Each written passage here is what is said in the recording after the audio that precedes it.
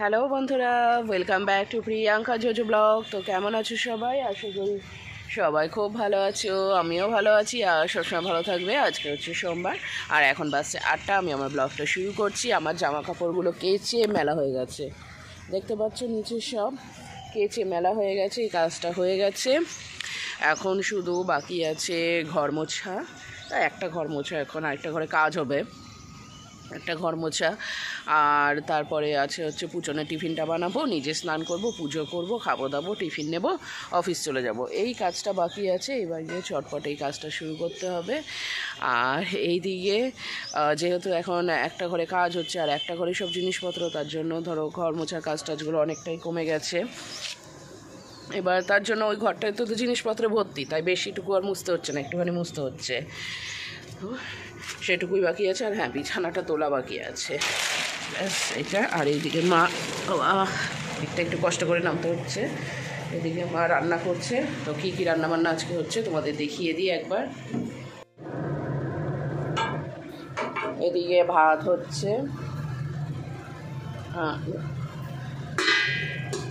আর এখানটায় হচ্ছে, এবার তরকারিটা দেখতে দারুণ হয়েছে। তো আলু সজনে ডাঁটা, আচ্ছা মা যে ঘ্যাট তরকারিটা করে সজনে ডাঁটা দিয়ে, এটা দারুণ লাগে খেতে আমার, বিশেষ করে ডাঁটাগুলো এখন খেতে ভীষণ ভালো লাগছে। আর এখানটায় আলু আর ডিম সিদ্ধ বসানো হচ্ছে, আলু আর ডিমের ঝোল হবে। এখানে আছে আলু আর শিম ভাজা।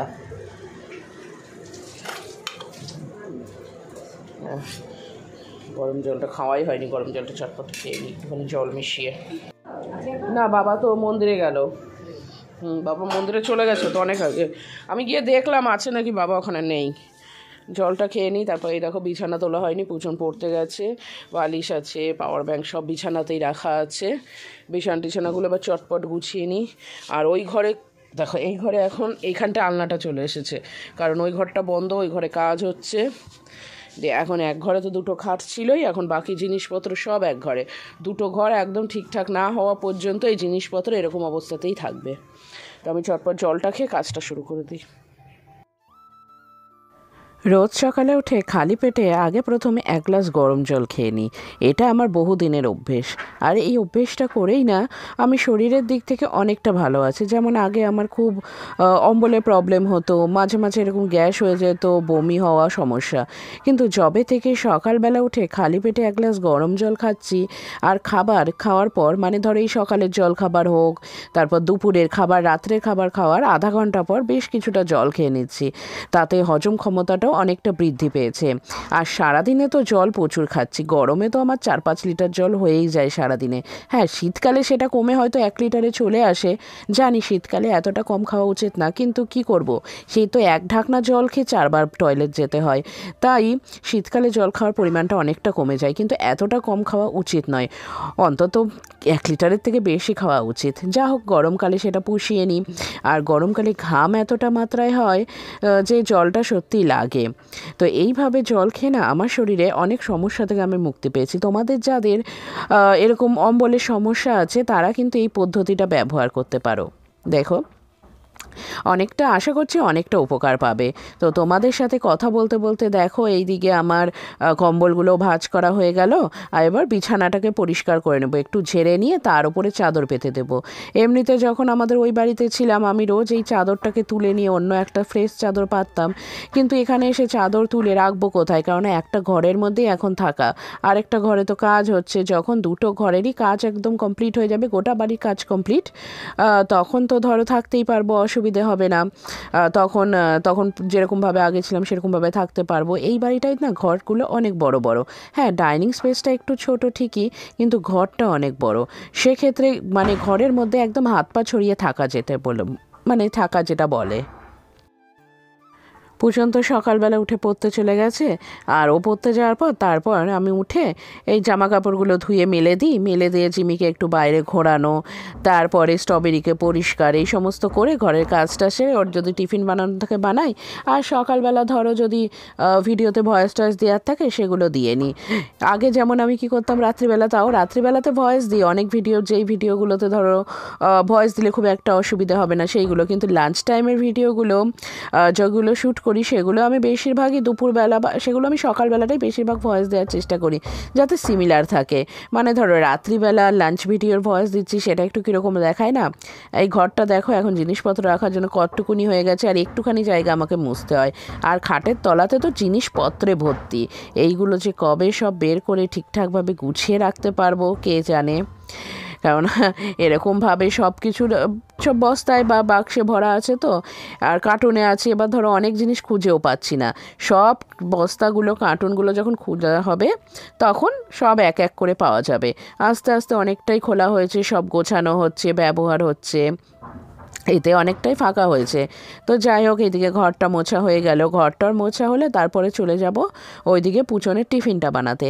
আজকে ওকে ভাবছিলাম যে সকাল থেকে কি বানিয়ে দেব, দিয়ে ভাবলাম যে আলুর পরোটা বানিয়ে দিই। তো তার আগে চলে আসলাম একটু তাকটা পরিষ্কার করে নিই, এখানটায় কাগজটা পেতে ওর বইগুলো ঠিকঠাক করে গুছিয়ে রাখি। এক মেয়েটা কিছুতেই কোনো বই যেন না ঠিকঠাক মতন রাখে না, কিছু এখানে ছড়িয়ে ওখানে ছড়িয়ে। আমি খাতাপত্র আলাদা করে সুন্দর করে গুছিয়ে রাখি। এই ছোটোবেলা থেকে না আমার এই একটা অভ্যেস। এই বইয়ের জায়গা, বইপত্রের জায়গাগুলো আমি সব সময় পরিষ্কার পরিচ্ছন্ন সুন্দর করে গুছিয়ে রাখতাম। একদম খাতা যেখানে খাতা, বই যেখানে বই, সব সুন্দর করে। তাই এখনও সেই অভ্যেসটা রয়ে গেছে এরকম করে গুছিয়ে রাখতে। কি বলো তো, আমার না এই গুছিয়ে রাখতে, সব কিছু সুন্দরভাবে সাজিয়ে রাখতে ভীষণ ভালো লাগে। কিন্তু কি বলো তো, তেমন তো জিনিস নেই বা তেমন ভালো যে খুব সুন্দর সেরকম বাড়িঘরও নেই, তাই সেরকমভাবে সাজাতে গোছাতে পারি না ঠিকই। কিন্তু যতটুকু আছে ততটুকুকেই সুন্দর করে পরিপাটি করে একটু রাখার চেষ্টা করি, তাতে মনটাও ভালো থাকে আর দেখতেও বেশ ভালো লাগে। তোমরা অনেকেই অনেকবার আমাকে জানতে চেয়েছো বা প্রশ্ন করেছো এই বাড়িটার বিষয়ে, যে ওই বাড়িটা কেন বিক্রি করা হলো, কেন এখানে আসলাম। শুধুমাত্র যে আমার ভিউয়ার্স বন্ধু তোমরা তা নয়, অনেকেই হয়তো আমার আশেপাশে যারা, তারা জানো না কারণটা। তো সেটা আমি এখন হয়তো বলতে পারছি না, তবে সঠিক সময় আসলে ঠিক জানাবো, কারণ তোমাদেরকে তো জানাবোই। দেখো, বাড়ি চেঞ্জ হয়েছে, নতুন বাড়িতে এসেছি, সেগুলো সব জানিয়েছি। বাড়ি চেঞ্জ করে চলে যাচ্ছি, সেটাও জানিয়েছি। শুধু কারণটা হয়তো এই মুহূর্তে আমি জানাতে পারিনি, কারণ কিছু বাধ্যবাধকতা আছে বা কিছু সমস্যা আছে। তো সেই কারণটা আমি সঠিক সময়ে আসলে তোমাদের অবশ্যই জানাবো। তোমরা শুধু আমার পাশে থেকো আর ভগবানের কাছে আশীর্বাদ করো যেন আমরা ভালোভাবে থাকতে পারি, আর যেন মেয়েটাকে ভালোভাবে মানুষ করতে পারি। এইদিকে দেখো, তাকটা গোছানো মোটামুটি কমপ্লিট হয়েই গেছে। এইদিকে তাক গোছানোটা কমপ্লিট হয়েই গেছে। এরপরে যাব রান্নাঘরে, সেখানে কিছু কাজ আছে, সেটা সেরে নিয়ে তারপরে মেয়ের টিফিনটা বানাবো। তো ভাবছি ওকে আজকে আলুর পরোটা বানিয়ে দেবো, আর সঙ্গে একটু ভাজা দিয়ে দেবো। আচারটা দেবো ভেবেছিলাম, কিন্তু আচারটা দেবো না, যদি খেয়ে অম্বল হয়ে যায়।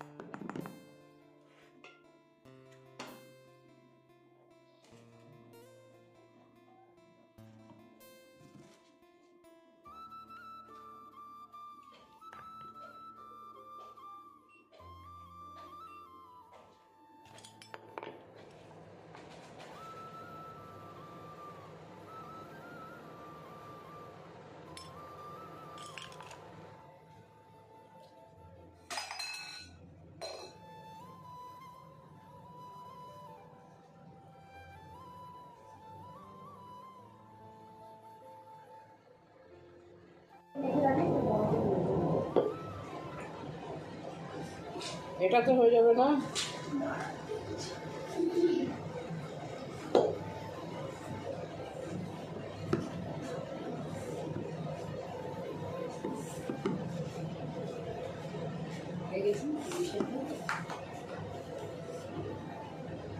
কটা দিবি বিয়েতে জোজোকে? ওকে পরোটা দিয়ে দুটো দেবো। দুটো দিবি। আর তুই খাবি কি? আমার মুড়ি তরকারি কেন খেয়ে নিবি, হয়ে যাবে মনে হচ্ছে।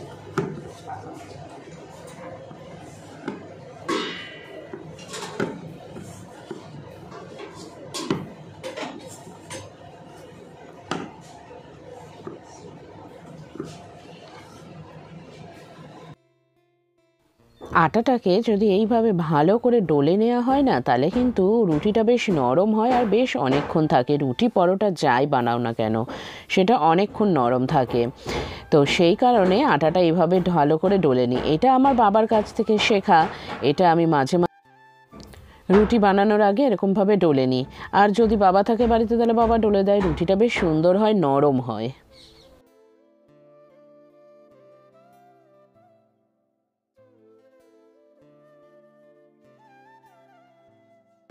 পুচন টিউশন পড়ে চলে এসেছে, ও স্নানও হয়ে গেছে আর ওকে ভাতও খাইয়ে দিয়েছি। আর টিফিনটা তো আগেই বানানো হয়ে গেছে। তারপরে আমি স্নান করে এখানে পুজো করতে বসে গিয়েছি। তারপরে খাবারটা নিয়ে একদম অফিস চলে যাব। আজকে সকাল সকালই রান্নাবান্না হয়ে গেছে ধরো, তাই খাবারটা নিয়েই টুক করে অফিসে চলে যেতে পারবো, আর অসুবিধে হবে না। মানে নয়তো রান্না না হলে আবার কি দুপুরবেলা বাড়ি আসতে হয়, তো তার জন্যে।